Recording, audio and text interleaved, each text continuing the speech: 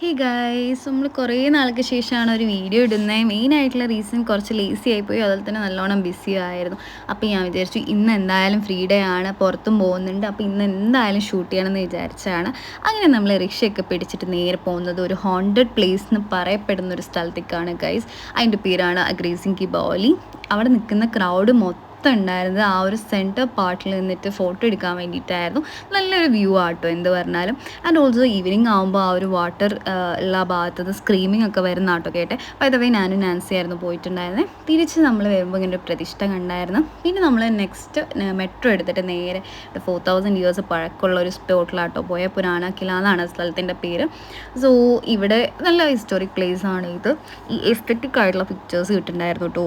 നല്ല രസമുണ്ടായിരുന്നു. നമ്മളവിടെ കുറച്ച് അധികം നേരം സ്പെൻഡ് ചെയ്തു. നല്ല രസമുണ്ടായിരുന്നു അവിടെ നിന്ന് ഇങ്ങനെ നടക്കാനൊക്കെ.